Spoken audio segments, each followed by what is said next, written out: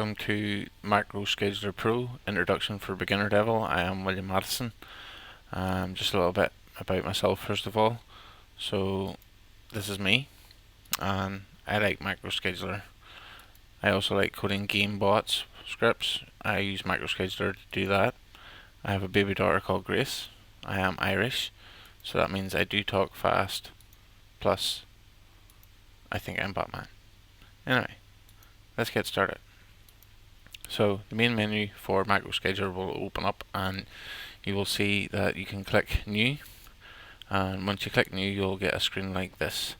So in this video what I will be doing is a little bit of macros and Macro Scheduler software, a little bit about that, an introduction to the user interface, introduction to the dialog designer, introduction to Macro Recorder, also the exe compiler, that's for the pro version only, and just as an added bonus at the end of this video I'll demo creating a custom button dialog that counts how many times it was clicked, and I'll also give the button menu like a little checkbox that when checked it'll just click the button automatically, kind of like an idle clicker game bot would do.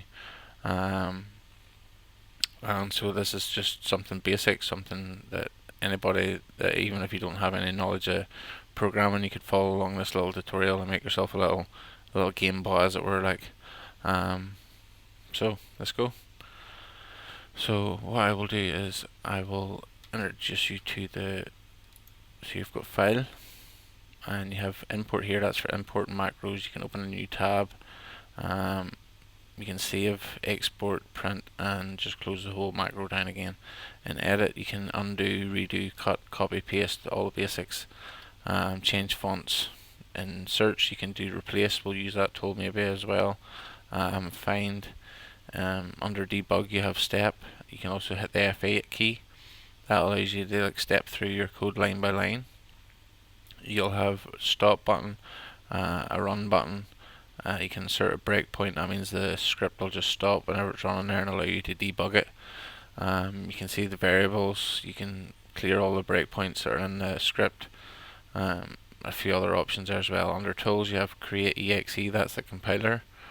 That allows you to create a standalone program. You can import a binary file. You can record a macro. You can view system windows. You can view your cursor monitor. That's this bit up here where it tells you where your monitor is. You can view the dialog designer. We'll go into the dialog designer as well. So you also have image capture tool, variable code explorer, WebRecorder, and a few other things as well. Under help you have a command reference, that helps with figuring out things that maybe you don't really know. You can maybe look in the command reference for help. So what I'm going to do is I'm just going to run right through this. So a few icons at the top. So this is open for opening a new script. This is saving a script. This is printing, copy and pasting, step through, run, stop, replace and find, Macro Recorder, exe compiler, dialog designer, and then a few helps at the end. And you have script, you have run when, so you can use this part of the macro to set up when you want the script to run, unless you are happy just to run it if and when you don't need to fill out any of this. But if you wanted to say run it on a Monday, and you wanted it to start at 6:30,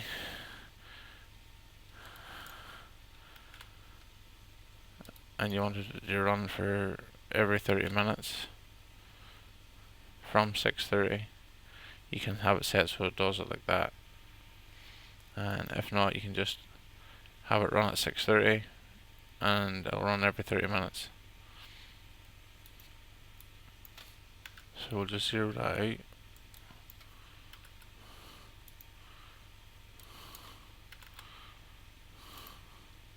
And then we have trigger, and we drop down menu and it's window event. So that would trigger if the window was open or closed. So if a window opened or closed, you could then trigger off this macro to run, and you just have to give it the window title. For file event, it's if a file exists or it doesn't exist. So if a new file exists in a folder, this macro then would trigger off. And you have a folder event, so if a folder exists or a folder doesn't exist, or if a new file in the folder, or if a file is deleted from a folder, that would trigger off this macro. You have auto logon, so it would unlock the computer and run this script and then lock the computer up again. And you just give it your username, password, verify the password, and domain if it was logged into a server. And then you have logging, so this would log the progress of a macro. So you would click that, and then you would give it like a text file or a log file that it could log the text to, and you would log a step after running each step. So basically, if it was find image and it found image, it would run log entry, find image, date and time, such and such, and then you would be able to see this in a file so you could debug it. And then you have encryption, so you can encrypt a macro with a password, and you can require people to have the password before they can run the code. And then you can also assign a hotkey to the macro. And the last two, group and stats, are too irrelevant for this tutorial, and if we want, you can comment below and I'll go into them in more detail.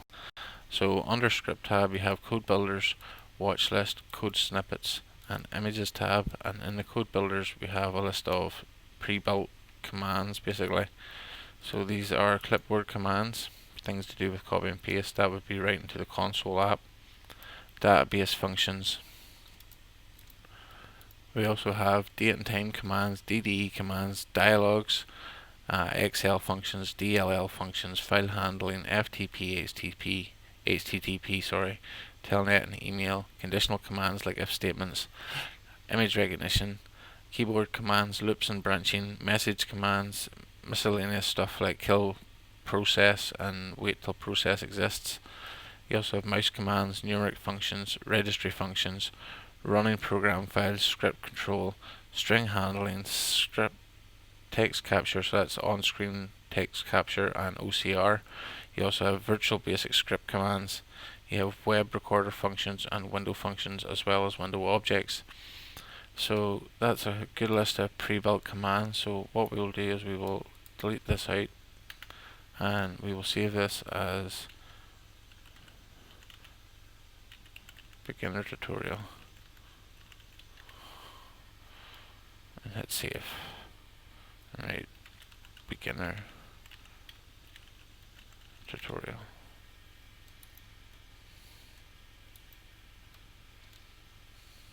I'll just undo that and save.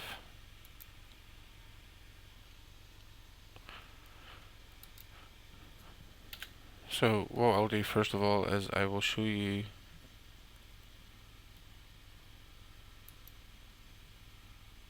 the dialog designer. So here we have your custom dialog, and up here we have a few design option tools and stuff on a toolbar, and we also have a bar down the side which is the properties for your dialog. So when you click this, you've got the properties for dialog, and if you were to say create button, so this is the button, so objects and then button, and you can drag the button and then you get wee arrows and you can make whatever size of button you need. Right, and you get, this is the properties now for this button. When you click this, it becomes the properties for the dialog. And say you wanted this dialog to be center screen, so you would scroll all the way down and you would see position. Here's position, it says default position only, so there's an option for screen center, so I want it to be in the screen center. I also want it to take auto fit. What I'll do is I'll first create the button the size that I want it, like so, and I'll go to font and I'll load up the fonts because that does take a wee while to load up.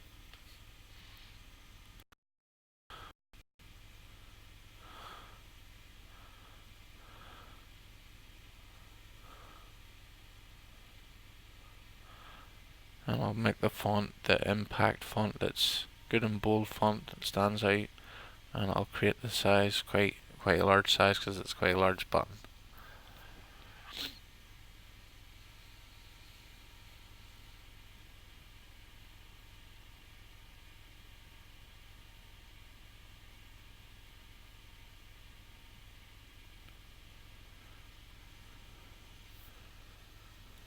just waiting for this to stop being a timer and open up a font menu. Here we go. So impact,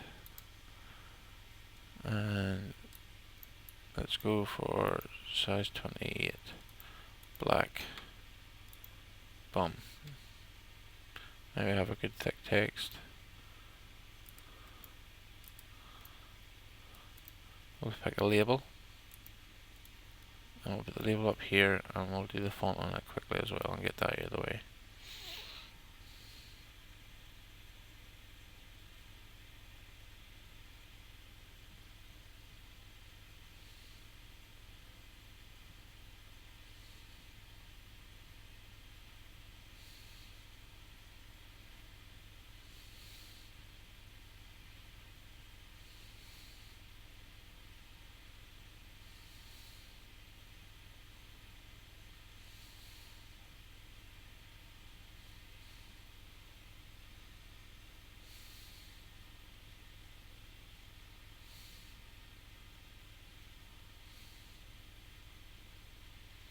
And as this is just a label, I'm going to make this like and I'll use the new Time Splitters font for it that I downloaded recently. So that was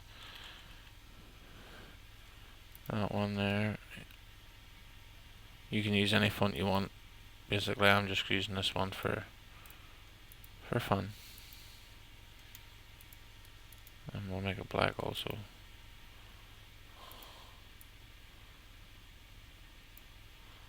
And we'll just align everything up.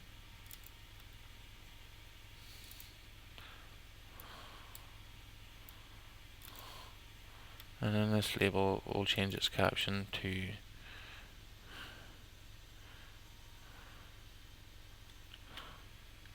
clicks counted.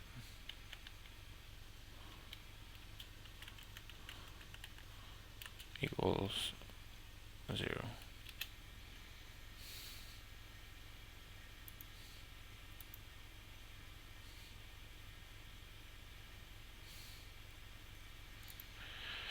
And this button will say I count clicks.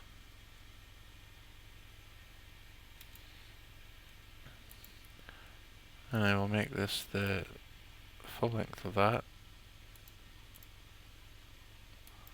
and this not auto size it, so that means it stays that way. And we'll make sure that the dialog itself does auto size. That means it stays the same size like that. Perfect.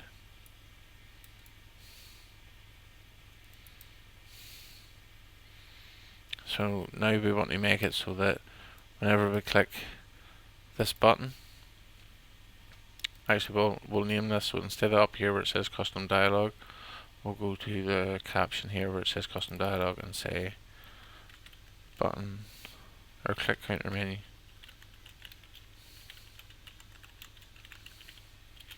So now up here it says click counter menu, and then we can save to the editor, and then we can close this down. And now we have created a dialog. The dialog's name is dialog 1, and that is basically, if we write show dialog 1 modal result and we run that, I basically got a pop-up with the, but we click the button and nothing happens. So now we need to make this label change every time we click this button. So we close that down, and what we want to do is we want to add a dialog handler. So we click on dialog there and we hit edit dialog, and on this button we can right click on the button and go to list event names, and then we go on click, right click there and say create handler call, and then click OK, and then close out of all that, and then just paste in here. And then what we do is we copy the subroutine name and we just name it our own one, so count click. that'll be the name of the subroutine. So we copy that,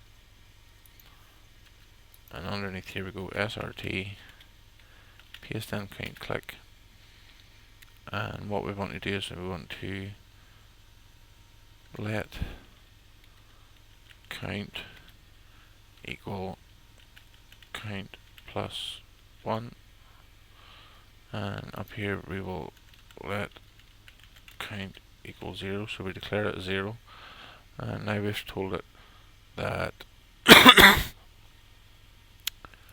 now we've told it it's 0 plus 1, basically 0 plus 0 plus 1 is count now, and we want to set the label, so you set dialog property dialog 1 label 1 caption. Let's just make sure we get the same thing again.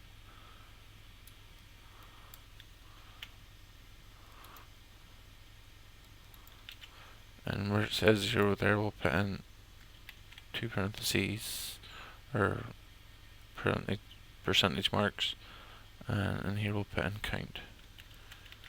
So it puts in the count every time we make a click. And now when we run that, I get a menu, and when I click it, it starts counting.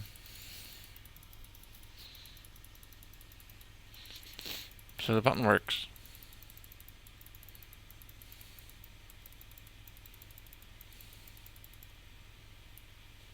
And it does open up in the screen in the middle. It's just on my second screen, it opens up. So as you can see, it's kind of clicks. I wonder, does it get to 100? It does. Perfect. So what I'm going to do is I'm going to just show you the compiler here now as well. So I'm going to compile that out. But first of all, I will just add a wee thing to it. So I'll head back into Edit Dialog, and this time I am going to add in a checkbox. So I select the checkbox option from the options,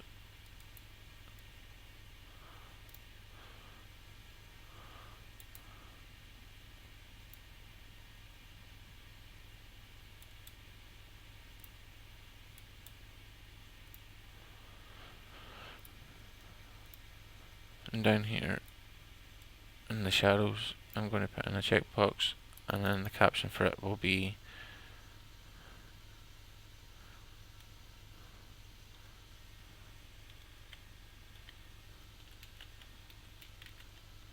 click minor.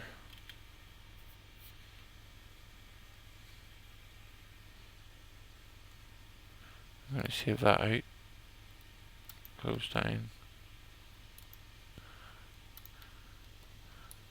So now I get a little checkbox that I can click. Whenever I click that, I want this to go up, like it's clicking here. So what I'll do is I will add another dialog handler. So back into the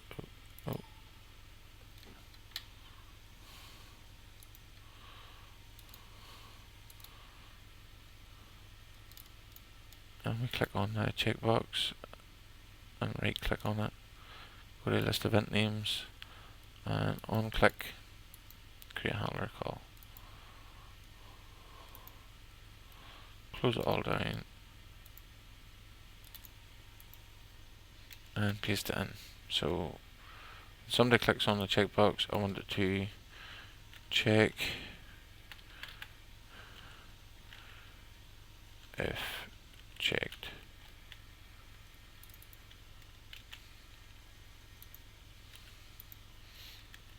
SRT check if checked, and then we want to get dialog property dialog 1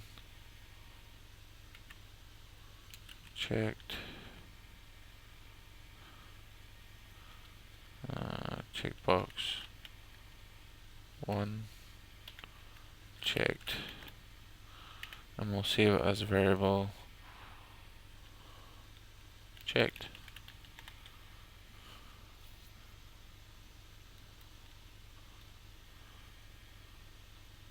Check query.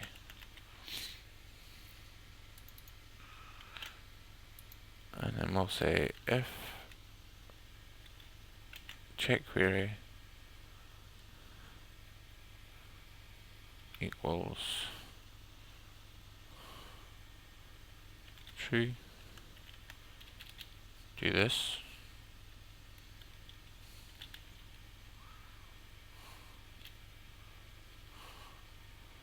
But if checked query equals false, do this.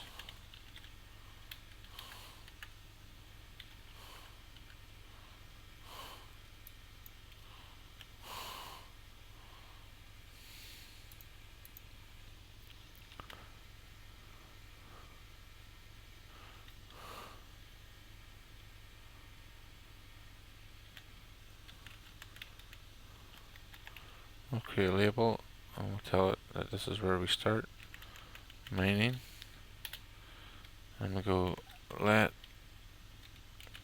count equal count plus 1,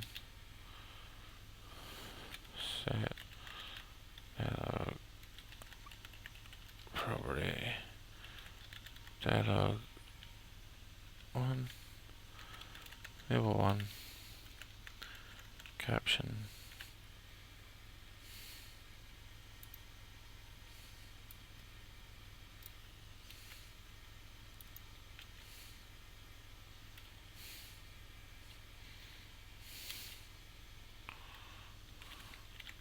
go to start mining point.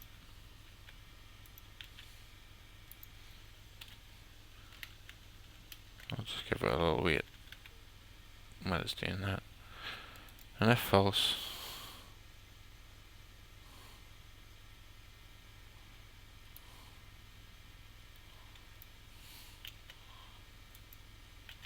we'll just set that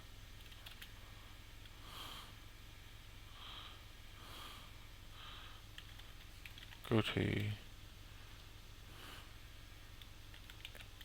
exit miner,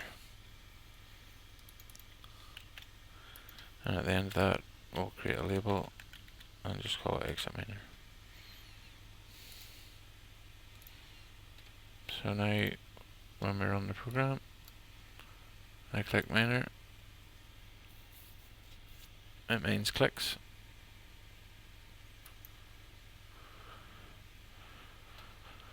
although it doesn't know to stop.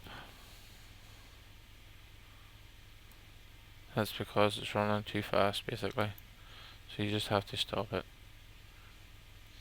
So that's the whole wait thing there.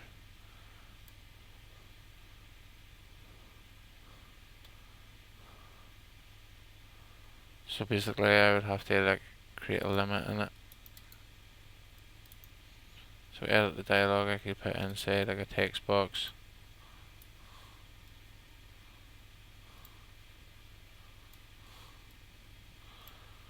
And then in here we can just, for that text box,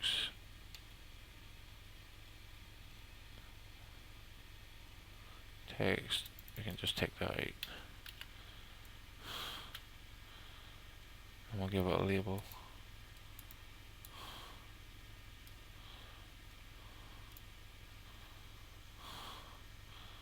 And then we'll give the label caption, just say clicks total.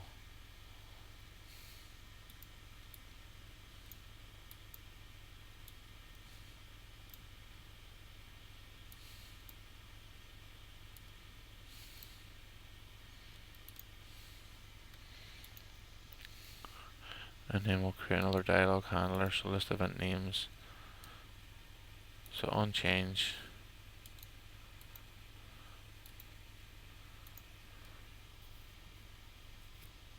save that out, close it up.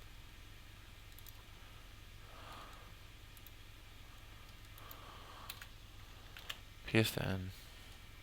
So whenever that changes, I want to check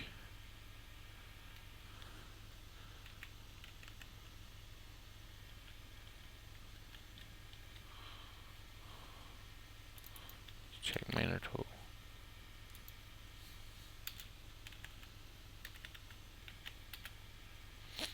So I want to get the dialog property of dialog 1, edit 1, text,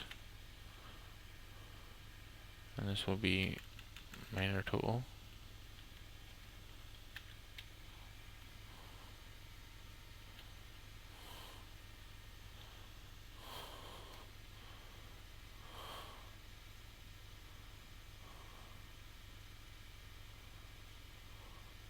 And then I'll create the end script. So that's perfect. That's all it has to do.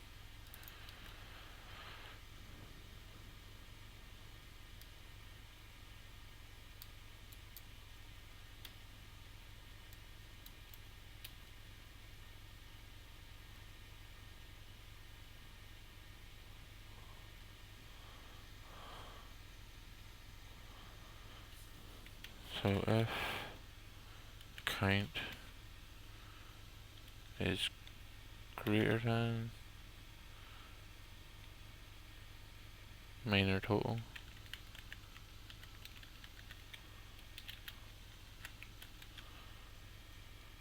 we will go to exit minor.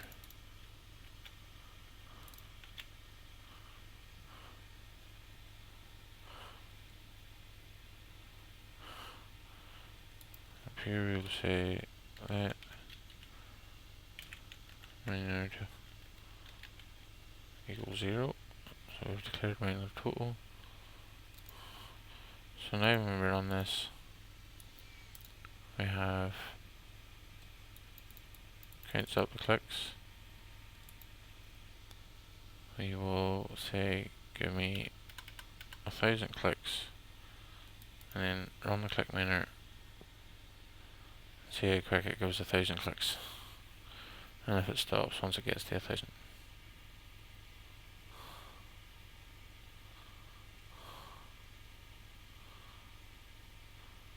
Almost there.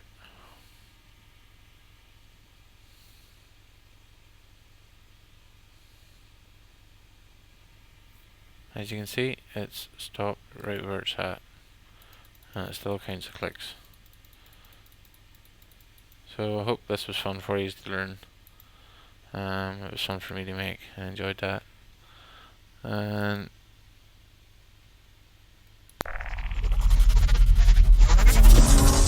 that's a wee word from my sponsor, which is myself.